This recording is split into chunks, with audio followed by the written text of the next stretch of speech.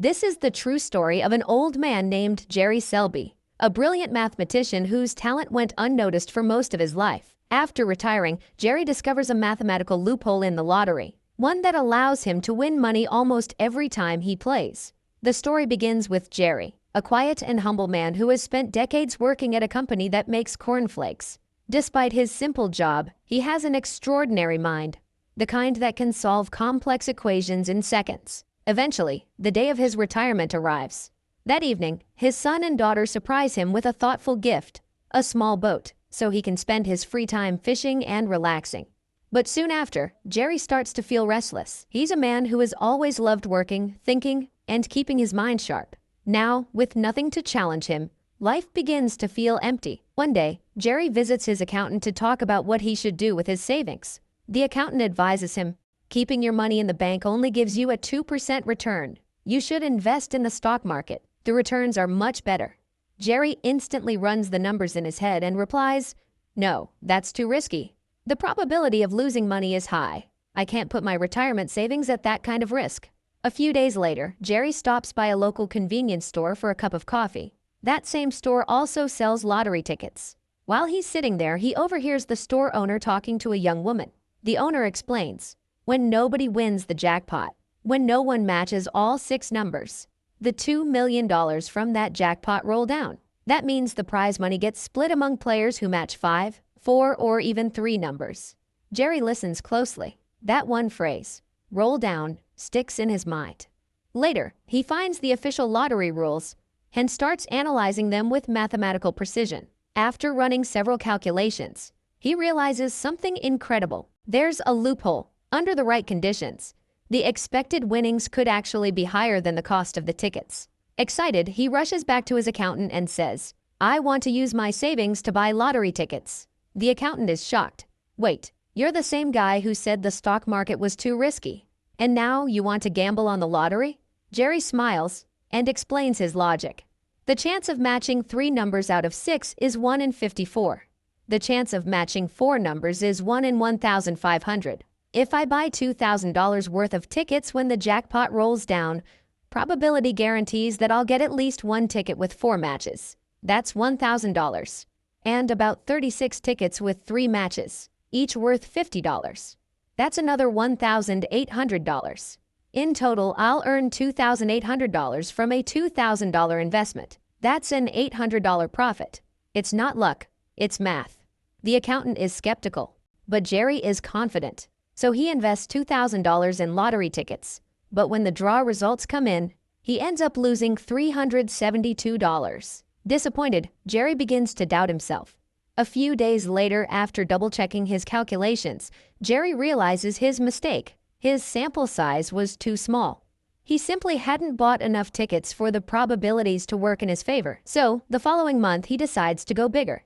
This time, he invests $8,000, nearly all of his remaining retirement savings, into lottery tickets. When the results are announced, Jerry sits in the same store, carefully calculating his winnings. After running the numbers for what feels like hours, he's stunned. His total profit comes to $15,700. Jerry takes the cash home and hides it inside a popcorn tin, not wanting his wife to find out. But soon enough, she discovers it and confronts him. Jerry admits, "I've found a loophole in the lottery, and that's where this money came from." Instead of getting angry, his wife is amazed. Rather than stop him, she decides to join him in his unusual new venture. After proving that the loophole truly works, Jerry and his wife decide to try again the next month. They drive to the same store where he'd bought the tickets before. But when they arrive, they're shocked to see the lottery machine gone. The store clerk explains, "The state stopped selling that lottery game. If you want those tickets, you'll have to go to another state." Without hesitation, Jerry and his wife hop in the car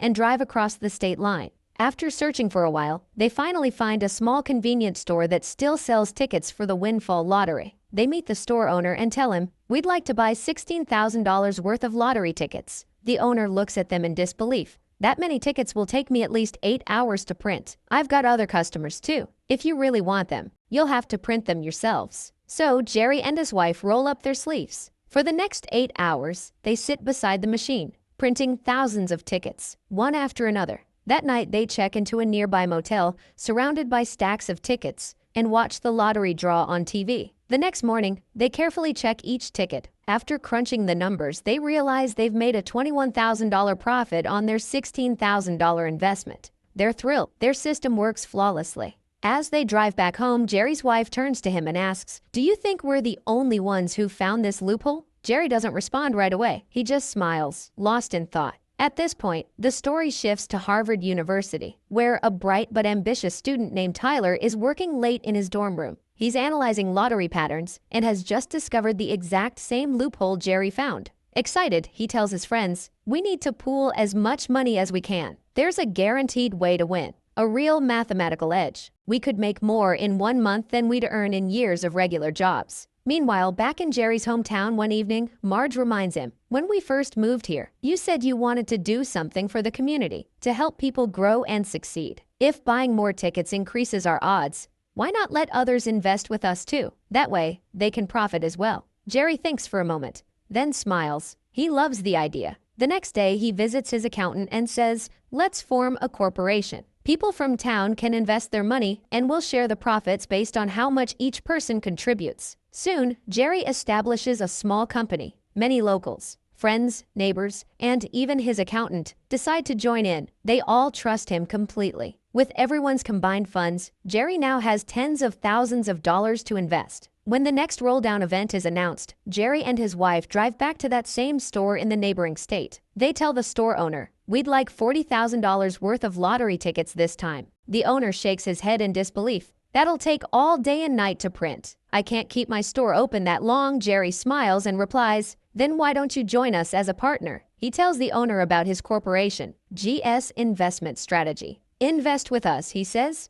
"and you'll share in the profits." The store owner thinks for a moment, then agrees. Together, they spend the entire day and night printing thousands upon thousands of tickets. When the draw results are announced, they hit big once again. The store owner is amazed. He's never seen anything like it. For the next several months, Jerry, his wife, and their small-town corporation keep doing the same thing. Every time there's a roll-down, they travel to the other state, print mountains of tickets, and win again and again. Meanwhile, back at Harvard, Tyler and his group are also cashing in.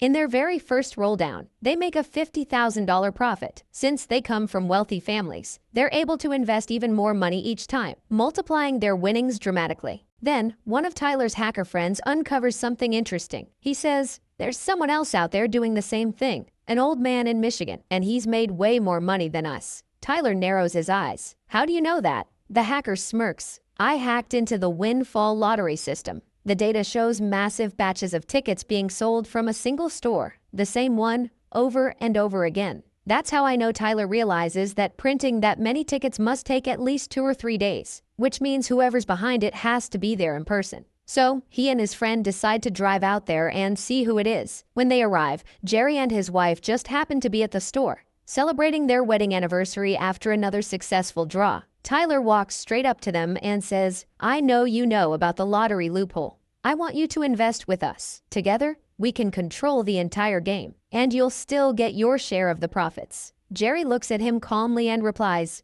"I'm not interested. I'm not doing this just for money." Tyler frowns, confused. Jerry continues, "I do this because I love the work. It keeps my mind sharp. And more importantly, I do it for my town, for the people who believed in me." He even offers Tyler and his group a chance to join him, but they refuse. Frustrated and insulted, Tyler storms out of the store with his friend. Meanwhile, at a local newspaper office, an editor tells one of his reporters, "I want you to dig into the lottery story. There's a man in Michigan who's made millions buying tickets. Find out who he is and how he's doing it." The reporter begins her investigation. Back in Jerry's town, life is changing. Thanks to the company he started, neighbors are paying off debts, small businesses are expanding, and a quiet pride has spread through the community. Jerry has given people more than money. He's given them hope and purpose. At the same time, the reporter visits the state lottery headquarters and meets the CEO. She confronts him. "There's a man in Michigan who seems to be winning millions." The CEO listens, then shrugs. "This is a lottery. People are supposed to win." But beneath that calm, trouble is already brewing. One day in a coffee shop, Tyler finds Jerry again. He leans in and issues a cold warning. "You can either invest with us or get out of the lottery for good. If you try to play again, I'll hack your partner's bank accounts and credit cards. I'll drain everything you have. My friends and I study at Harvard. If we could break into the lottery company, getting into your banks will be easy. Jerry is shaken. For the first time, he feels real fear, not for himself, but for the people who trusted him. He calls a meeting with everyone in the corporation and tells them quietly, "I'm afraid we won't be able to play anymore. The lottery has changed. It's no longer profitable for us." He keeps Tyler's threat to himself. The group looks disappointed, but they trust Jerry and agree to stop. After the meeting, Jerry walks out heavy-hearted, but one of his partners tells Jerry's son the truth.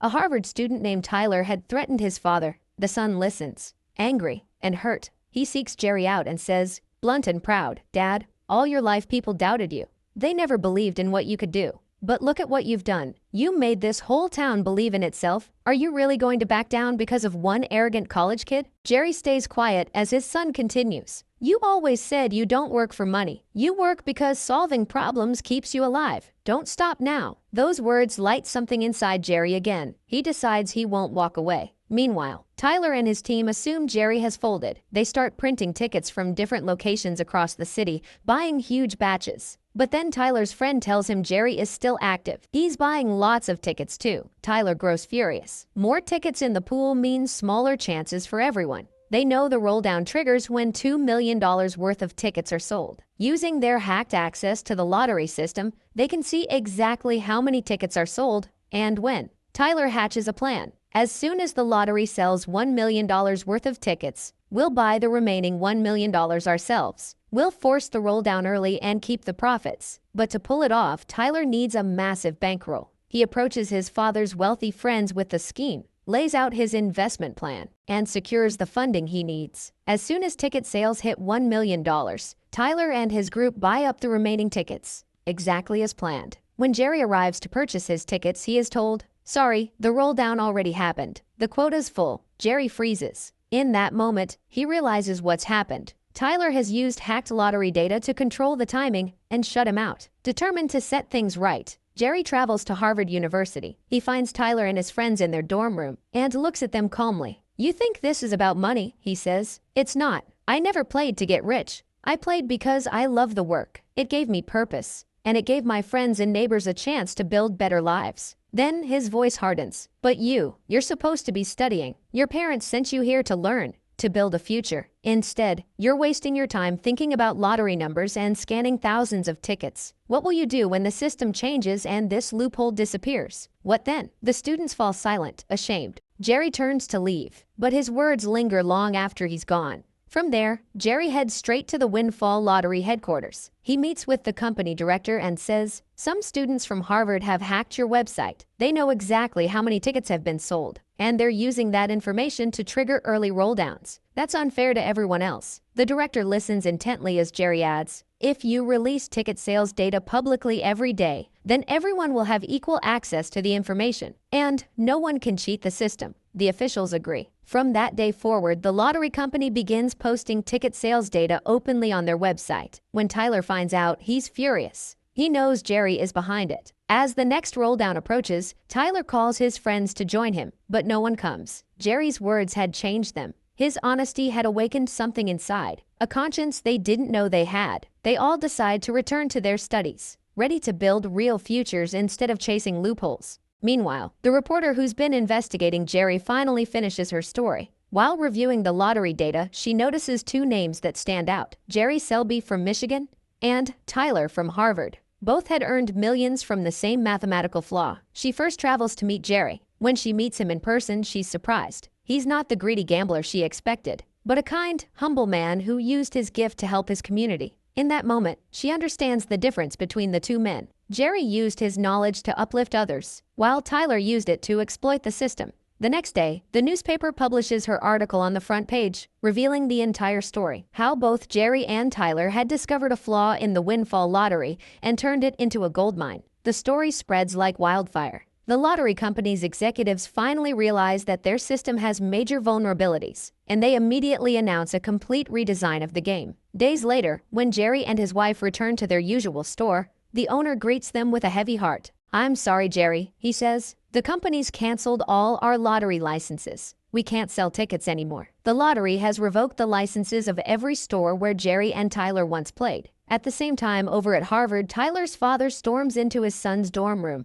holding the newspaper in hand. He throws it on the desk and says sharply, "You've done enough studying for now. Pack your things. You're coming home with me." Soon after the newspaper story breaks, television news channels pick it up. Anchors report, because of a flaw in the windfall lottery system, several people have earned massive sums of money, but the company has now decided to replace its software. Tonight's rolldown will be the final one under the old system, but this time Jerry and his wife aren't able to buy any tickets. That evening, Jerry sits quietly in his garden, lost in thought. The house is peaceful. From the doorway, his wife watches him for a moment, then turns to their daughter and says softly, "For your father." This was never about money. He loved the process, the numbers, the calculation, the challenge. Through it, he connected with people and helped them succeed. He always wanted to give something back to society, and, in his own way, he did. Just then, the familiar sound of a car engine breaks the silence. A car pulls up outside. It's Jerry's accountant, the same man who once called his lottery idea crazy. Smiling, he says,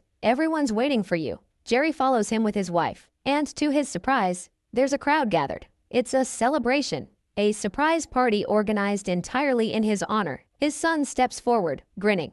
"Dad, you didn't buy tickets this time because you thought you couldn't, but we did, all of us. We pooled our money, drove across the state, and bought tickets from every machine that was still running." Jerry's eyes widen, then a loud rumble echoes from outside. Everyone turns to see a tractor slowly driving in, its trailer piled high, overflowing with boxes and boxes of lottery tickets. His eyes fill with tears, not from the thought of profit, but from the love and faith that surround him. For one last time, he gets to do what he loves most, sitting at a table with his wife, sorting through endless stacks of tickets, running calculations, checking numbers. As the night goes on, the community celebrates, not just their winnings, but the joy and purpose Jerry brought into their lives.